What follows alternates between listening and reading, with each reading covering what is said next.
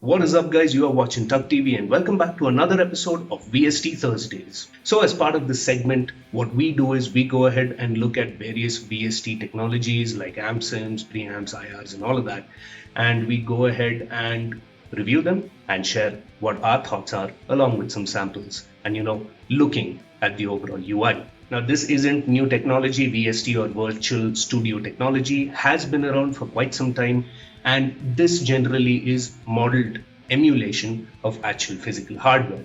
So be it amp sims, be it preamps or cabinets, it's all modeled off something that already exists. And then of course you have various makers who are using these modeled amp sims and of course would put their touch onto it. And more often than not, what we end up having is a particular amp sim modeled off the same amp but could be made by different makers. So keeping that in mind, in today's video we are going to select one specific amp modeling, which in today's case is the Mark IV, and we are going to see what are some of the differences of the Mark IV amp sim emulation across various makers of it. Before that, if this is the first time you're watching this channel, be sure to give us a thumbs up and hit that subscribe button along with the bell icon for more updates from us. So I'm going to be using a total of 4 Mesa Boogie Mark IV amp simulations by 4 different people. To start off with, we're going to talk about the newest release, new kid on the block, which is by MLsoundlabs, and that is called the ML5. Now, this is not going to be a very in-depth review because there are plenty of that on the internet. In my opinion, it's been beaten to death, but I am going to scratch the surface in terms of what these amps do individually. So I will talk about the ML5, and that would be the first offering, which is going to be discussed here. Comes in at about 60 euros. That translates to about 7,000 rupees. The second one we're going to discuss is the Mesa Boogie bundle. So this is a bundle which, of course, it has the Mark IV emulation, but along with that, it comes to you with multiple other Mesa amps. You have rectifiers, you have the transatlantic, and a bunch of cabinets. And that bundle is by Amplitube 4 and makes this the most expensive one in the lot at about 150 euros or 13,200 rupees approximately. That's the the exchange rate at the time this video was shot. Next up, we have Mercuriall's ReAxis coming in at about 7,000 rupees. I'm not going to spend a lot of time on this simulation because this is more tri-axis than it is a Mesa Boogie amplifier. But of course, the tri-axis is a programmable preamp which has some amount of Mark IV programming in it, which is why I've considered it. And finally, we're going to look at a completely free offering of the Mark IV, and that is Vadim Taranov's Mega Fuzzy MK4. Now, before I get into the depth of these particular amplifiers, what I'm going to do is I recorded a particular piece. It's under 30 seconds because the ML5 VST that I have is the demo version. It has these intermittent pauses going on, so I couldn't record a very long piece. But what I'm going to do is I'm going to play the same piece across these 4 emulations, and I've kept them all sort of as flat as possible. So one thing is I've taken all the dials and I've tuned them to high noon. I've turned off any specific FX or equalization that is there as part of that VST to create a level playing field. And of course, I'm not using any of the cab simulations that come with the VST. I've turned it off and I'm using an external IR. So let's see what they sound like. Are there differences? And if there are differences, by how much? Make sure you're using a good set of headphones or speakers to check this out.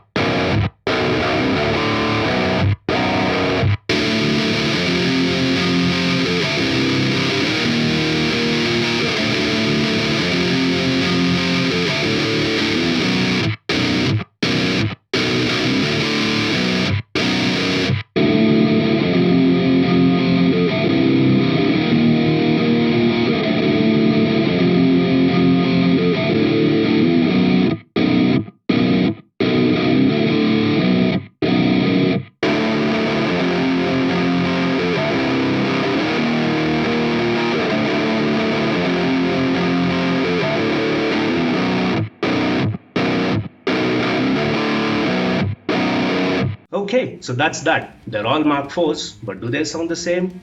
Not really. Let's see why. Okay, so here we are. These are the amp simulations. This, of course, is the ML5. And as you can see, this is the demo edition, which is why it's got this that is going to keep coming up every roughly 30 seconds with intermittent pauses. But I have gone ahead and reviewed some of MLsoundlabs stuff in the past. It's linked in the description if you want to check it out. So if you have used this stuff previously, or if you've seen my erstwhile video, you'd see that the layout of this is very, very familiar. They have sort of a similar layout across all their VSTs. You have the amp sim itself here. This is a Mark IV that you see. And this is sort of what I used, to go ahead and do the demo. So you can see everything is off and everything is flat. So here you have the amp models that you can sort of select. They're all sort of modeled off the Mark IV, and you can select multiple of them. Then of course you have the presets that you want to select, and a pedal board where you can choose a noise gate, drive, delay, or the reverb. In today's case, I was using the external cabinet over here using Lancaster Audio's Pulse. Of course, I'm just going to turn that off now because we're going to look at the amp itself in depth. So pedal board and the license manager. And as you can see over here, it's modeled off quite accurately. You have 3 channels that you can select. There is your completely clean channel, which you can go ahead and play over here.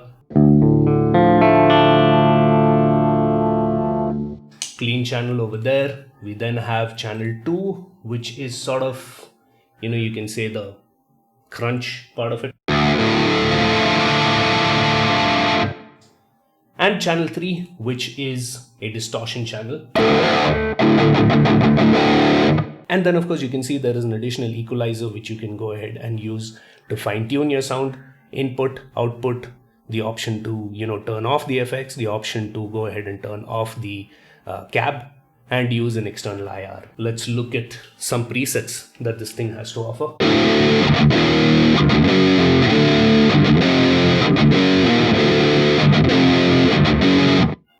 Let's check out something else.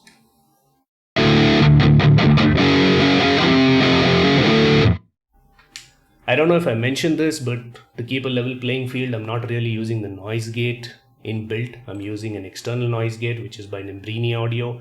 Free to use. In case you haven't downloaded that, go ahead and get it.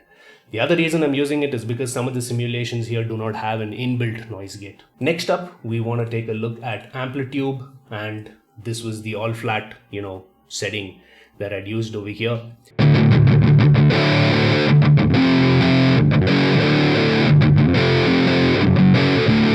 While it definitely is the most expensive one in the lot, it also is the most detailed. So starting off, you have a tuner. The ML offering did not have a tuner. Apart from this, you can go ahead and select the stomps that you want, the amp, which you saw, which you can go ahead and tune the way you require. And then even if we come to the cab, you can see that this is quite elaborate. So from the cab itself, you have various offerings. As mentioned, the bundle gives you some cabs, but you can go ahead and select other ones, or you can turn this off and use your own IR. You can move the mics the way you want. You can select the type of speaker it's using, the type of mic, whether you want a dynamic or a condenser, things like that, the distance at which the mic is going to be. And then of course you can also change the acoustics of the room that this particular cab is sitting in. So currently it's in a studio. You want to keep it in a booth, you want to keep it in a venue, things like that you can go ahead and change. And then of course an equalizer to go ahead and select how much you want to pick up off of which mic. You have the main room mics itself, which you can go ahead and move, change around. And finally, of course, the rack in case you want to rack up some of the effects. Okay, next up we have the Mercuriall ReAxis. So as mentioned to you, and as you can see over here, it is definitely more tri-axis than a Mark IV emulation, but because it has some of those programmings, I kept it over here. So just gonna play the defaults. Oops, again I have the cab off. Let me turn all this back on again, keeping it relatively as stock as possible. Turn on the stomp. Yeah, here we go.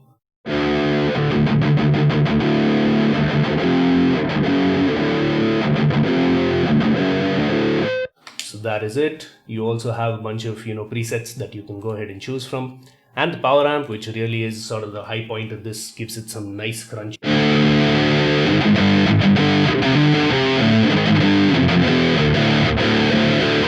Pretty straightforward to use. You have your noise gate, which you can see is turned off over here. You have a wah-wah, the stomp, which I turned on.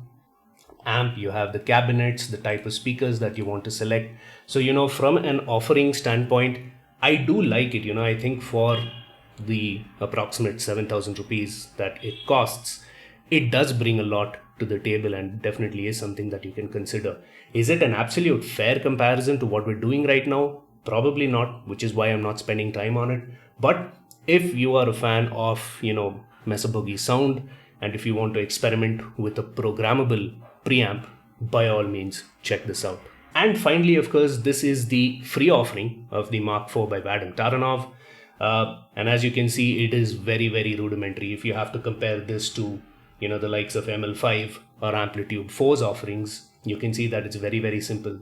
There aren't multiple channels that you can select over here. There's just one single channel. There isn't a lot of detailing.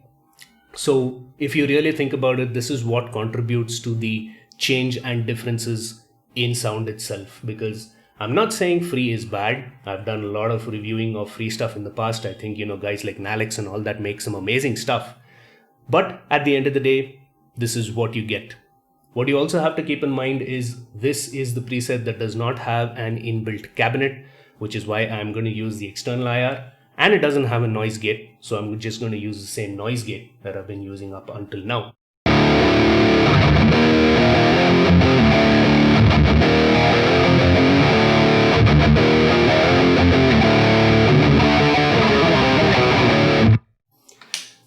Right, so quite a simple thing to use here. There aren't even any presets that you can go ahead and select.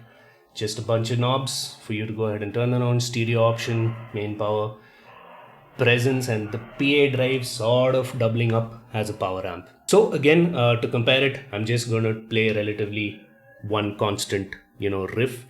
And I'm going to go starting off from the MK Fuzzy backwards all the way to ML5. But this time, I'm not going to use any of the cabinets that are provided by these guys. I'm going to turn all that off and just use it with this external cabinet. It's a Mesa cabinet itself, a free one that I'm using. I'm using it on Lancaster Audio's Pulse IR. So let's see what it sounds like, starting off with the Mega Fuzzy 4.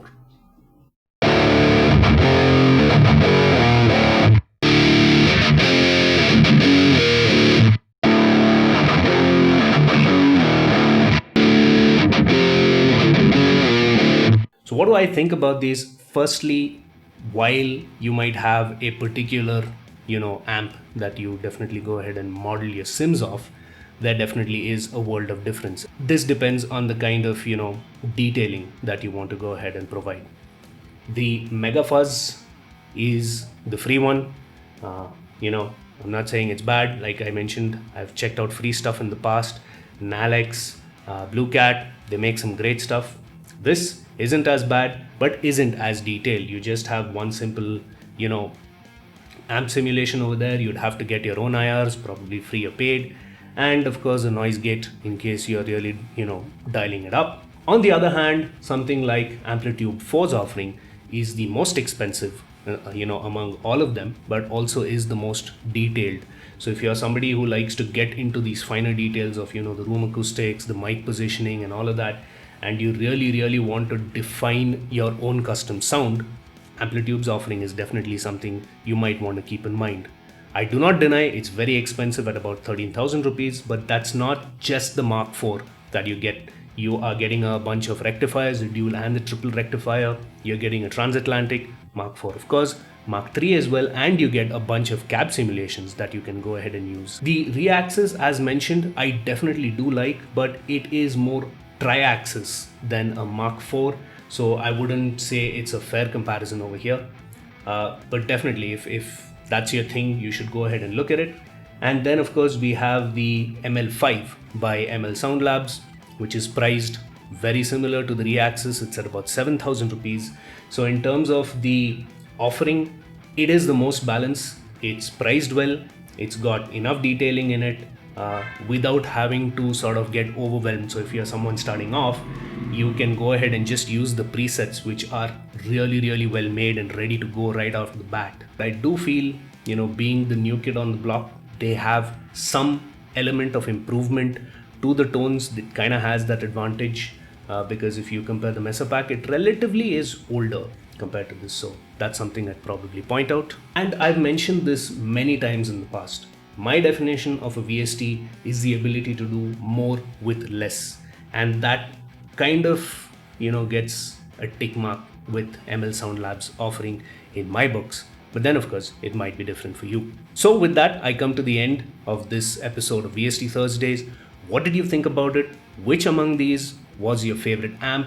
What would you probably do? What are your thoughts? Let me know in the comments below. VST Thursdays takes place every alternate Thursday in the month, so there's 2 Thursdays in the month. You're gonna have me doing these episodes. And in case you're wondering what happens on the other 2 Thursdays, we have Vishesh taking us through some amazing lesser known bands which definitely need to be known, and that is called the Metal Detector. So until next time, this is TUGGtv signing off. Stay safe and stay metal.